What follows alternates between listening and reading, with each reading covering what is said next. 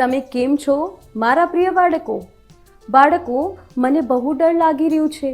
આ જંગલ ભૂતિયા છે, તેમાં ભૂત રહે છે. ગઈકાલે મારા એક મિત્રે મને કહ્યું કે જંગલમાં રહેતું ભૂત ઘણું ખતરનાક છે. બાળકો, શું તમે આ ભૂતિયા જંગલની વાર્તા સાંભળશો? ચાલો હું તમને આ જંગલની વાર્તા કહું.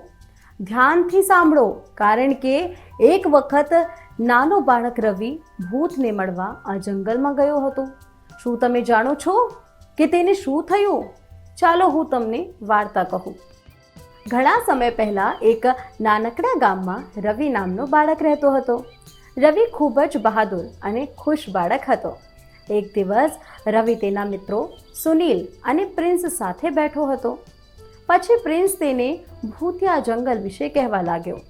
પ્રિન્સે કહ્યું, રવિ, અમારા ગામ પાસે એક ભૂતિયા જંગલ છે, જ્યાં રાત્રે ભૂત પ્રેતના અવાજો સંભળાય છે. ખરેખર જંગલમાંથી ભૂતનો અવાજ આવે છે?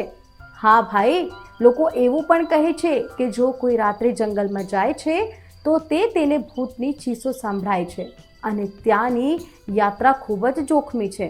ખરેખર મારે પણ ત્યાં જવું છે. હું ડરતો નથી. ના ના, ત્યાં ન જાઓ, તે ખૂબ જ જોખમી જંગલ છે. મોટા લોકો પણ ત્યાં જતા નથી. તેના મિત્રોએ રવિને ઘણું સમજાવ્યું, પણ રવિ માનતો ન હતો. તે જંગલમાં જવા માટે મક્કમ હતો. તેણે નક્કી કર્યું કે તે ચોક્કસપણે જંગલમાં જશે. એ રાત્રે રવિ એકલો જંગલ તરફ નીકળ્યો. રાતનો સમય હતો અને જંગલ એકદમ ડરામણું હતું. પણ રવિએ હિંમત આપી અને આગળ વધ્યો. ધીમે ધીમે રવિ જંગલમાં ઊંડે સુધી ચાલ્યો ગયો. દરમિયાન આકાશમાં વીજળી ચમકવા લાગી.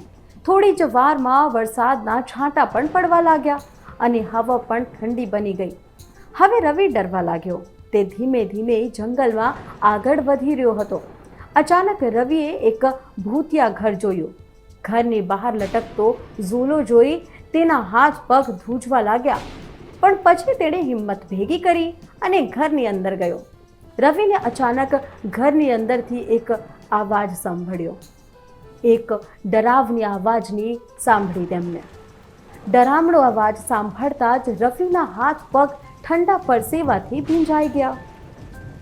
રવિએ ડરતા કહ્યું, હું રવિ છું. હું અહીં આવ્યો છું કારણ કે હું તમારી ભૂતિયા દુનિયા જોવા માંગુ છું. ભૂતિયા અવાજ આવી. રવિ, તારે ડરવાની જરૂર નથી. અમે ભૂત નથી. અમે જૂની વાર્તાનો ભાગ છીએ. તો બાળકો, તમને ડર તો નથી લાગતી ને? ગભરાશો નહીં, કારણ કે ભૂત તેમને જ ડરાવે છે જેઓ ડરે છે. જે નિર્ભય રહે છે તેને ભૂત ક્યારેક ડરાવી શકતા નથી. બાળકો, હવે ભૂત રવિને પોતાના વિશે અને આ જંગલમાં ક્યાંથી આવ્યો તે જણાવશે. તમે કેવી રીતે આવ્યા? ચાલો ભૂતની આગળની વાર્તા સાંભળીએ. રવિએ ડરીને આગળ જોયું તો તેને એક વૃદ્ધ ભૂત દેખાયું. તે વૃદ્ધ ભૂત રવિને તેની વાર્તા કહેવાનું શરૂ કર્યું. ભૂતે કહ્યું, ઘણા વર્ષો પહેલા આ જંગલમાં એક રાજા અને રાણી રહેતા હતા. તેનો પુત્ર યુવરાજ એક દિવસ જંગલમાં ખોવાઈ ગયો અને મળ્યો નહીં. રાજા અને રાણીએ તેને શોધ્યો, પરંતુ તે ક્યાં મળ્યો નહીં. આખરે રાજાએ આ જંગલને ભૂતિયા કહેવાનું શરૂ કર્યું. યુવરાજ જંગલમાં રહેતો હતો ત્યારે ઘણો સમય વીતી ગયો. યુવરાજે ધીમે ધીમે જંગલના પ્રાણીઓ સાથે મિત્રતા કરી અને તે જંગલના જ ફળો અને પાંદડા ખાઈને બળવાન બન્યો. તેણે પોતાનું ઘર જંગલમાં જ બનાવ્યું અને તે ફરી ક્યારેક મહેલમાં પાછો ફર્યો નહીં. બીજી તરફ લોકો માનવા લાગ્યા કે જંગલ ભૂતિયા છે. રવિ, તને ખબર છે એ યુવરાજ કોણ છે? રવિએ કહ્યું, કોણ છે એ યુવરાજ? તમે તેને કેવી રીતે ઓળખો છો? તેઓ હવે આ જંગલમાં ક્યાં રહે છે? ભૂતે કહ્યું, એ યુવરાજ બીજો કોઈ નહીં પણ હું જ છું. રવિએ કહ્યું, અરે, તમે યુવરાજ છો એટલે ભૂત નથી. ઠીક છે, આજથી તમે અને હું મિત્રો બની ગયા. ભૂતે કહ્યું, ઠીક છે રવિ. પછી રવિએ કહ્યું, ભૂત દોસ્ત, હવે મને ઘર જવા દો. ઘણો સમય થઈ ગયો. પરિવારના સભ્યો પરેશાન થશે.